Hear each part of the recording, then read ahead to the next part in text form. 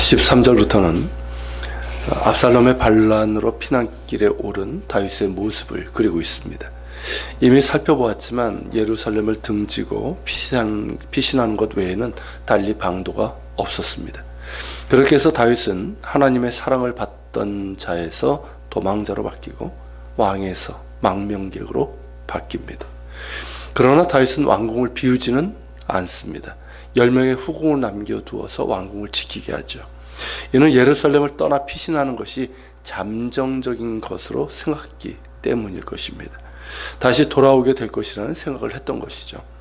다윗의 기대대로 다시 돌아오게는 되지만 왕궁을 지키라 남겨뒀던 후궁들은 압살롬의 더러운 계략과 탐욕의 희생물이 되고 맙니다. 이에 대해서는 이제 다음 장에 기록되어 있는데, 다윗은 압살롬의 아버지 아내라고 할 수 있는 후궁들을 그렇게 하리라고는 생각조차 하지 않았을 것이지만 압살롬은 악함의 끝을 보여주고 맙니다. 어찌되었든 그렇게 다윗은 왕궁을 떠나 동쪽으로 향합니다. 그때 그와 함께한 이들 중에는 18절에 밝히고 있는 것처럼 그렛 사람과 블렛 사람 그리고 가드 사람들이 있었습니다. 이들은 모두 이방인들로, 이 가드 사람의 경우는 블레셋 사람들이죠. 그리고 그렛과 블렛 사람은 이 블레셋과 같은 그 에게 쪽에서부터 이렇게 내려온 해양 민족들이고, 이 블레셋의 영토에서 살던 그런 족속들이었습니다. 이들은 마치 누구와 비슷하냐면 다윗이 아둘람굴에 있을 때 다윗에게 왔던 이스라엘 사람들, 그들이 이제 환난당한 자, 빚진 자, 마음이 원통한 자들이었다고 얘기하지 않습니까? 그와 비슷한 사람들입니다. 그러니까 이제 블레셋 땅에서 환난당한 자, 빚진 자, 마음이 원통한 자들, 이런 사람들이라고 할 수 있습니다. 그러니까 이제 같은 처지에 있던 다윗과 인연을 맺게 되고, 그러면서 그를 따르게 되고, 다윗이 왕이 된 후에도 그에게 충성을 다짐하며 이스라엘 땅으로 와서 살았던 사람들입니다.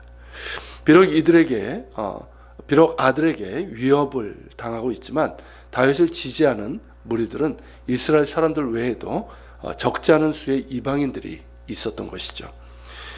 그들 무리의 수장이 이제 가드 사람 이때였는데, 다윗은 그에게 자신을 따르지 말고 너희 고향으로 돌아갈 것을 그렇게 말합니다. 그러나 이때는 다윗이 어디를 가든 함께하겠다고 충성을 다짐합니다. 마치 모압 여인 룻이 시어머니 나오미에게 했던 말, 어머니가 가는 곳에 나도 가고, 그런 얘기 하지 않습니까? 그 말과 비슷합니다. 이러한 이때의 말이 다윗에게 큰 위로가 되었을 것입니다. 다윗은 이때 충성을 받아들이고 동쪽 기드론 골짜기를 건너 광야길로 갑니다. 그때 제사장 사독과 레위인들이 하나님의 언약궤를 메고 나왔고, 또 대제사장 아비아달도 함께 나왔습니다. 다윗의 피난길에 함께 동행하기 위해서인 것이죠. 그러나 다윗은 제사장 사독에게 언약궤를 예루살렘 성으로 다시 되돌릴 것을 명합니다. 그리고 그 이유에 대해서 이야기합니다. 25절, 26절인데 그 내용이죠. 만일 내가 하나님 앞에서 은혜를 입으면 나를 인도하셔서 언약궤가 있는 이 성으로 돌아오게 하실 것이고, 그렇지 않고 하나님께서 나를 기뻐하지 않으신다면 그 역시 주님의 뜻에 따를 수밖에 없다는 고백입니다. 이는 자신의 앞날을 하나님의 은총에 전적으로 내맡기는 믿음입니다. 그러니까 조금씩 다윗다움이 회복되고 있다는 것을 보여주고 있는 것이죠. 자신이 왕위에 오른 것이 하나님의 은혜와 인도하심이었기 때문에 이제 다시 돌아오는 것도 하나님의 은혜와 인도하심이 없다면 안 된다는 고백이고, 그러기에 모든 것을 하나님께 맡긴다는 훌륭한 믿음의 고백입니다. 다윗이 고백한 것처럼 이제 모든 것은 하나님께 달려 있습니다. 그러나 동시에 다윗은 자신이 할 수 있는 일들을 합니다. 그것은 자신을 따르려던 사독과 아비아달로 하여금 왕궁에 머물게 하면서 언약궤를 잘 지킬 뿐만 아니라 압살롬의 움직임에 관한 중요한 정보를 전달하는 그런 일을 맡깁니다. 그리고 이 일에 또 한 사람이 추가가 되죠. 다윗 일행이 감람산 길로 올라갈 때 슬퍼하면서 그를 맞이한 사람이 있었는데, 그가 바로 아랫사람 후세였습니다. 자신을 따르려는 후세에게 다윗은 왕궁으로 돌아가서 압살롬에게 충성을 다짐하고 그의 신하가 되라고 합니다.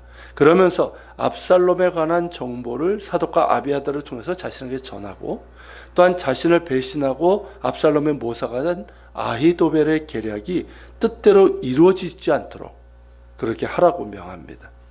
그렇게 다윗은 자신이 할 수 있는 일들을 합니다. 지혜로운 모습이죠. 그 이전의 모습은 어땠습니까? 정말 무슨 일이 일어난지도 관심도 없고 둔감했던 상태 아니었습니까? 그런 둔감했던 상태에서 회복된 다윗의 모습을 보여주는 것이라고 할 수 있습니다. 그렇게 자신이 할 수 있는 일들을 하고 피난길에 오릅니다.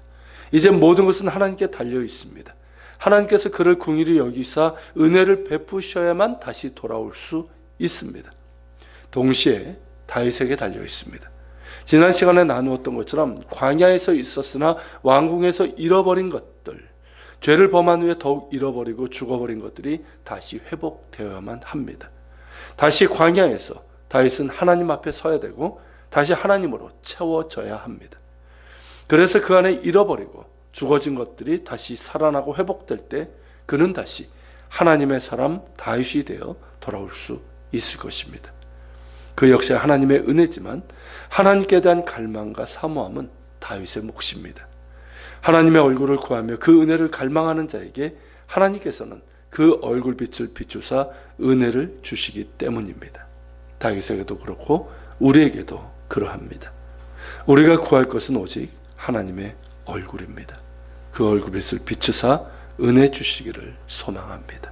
같이 기도하겠습니다.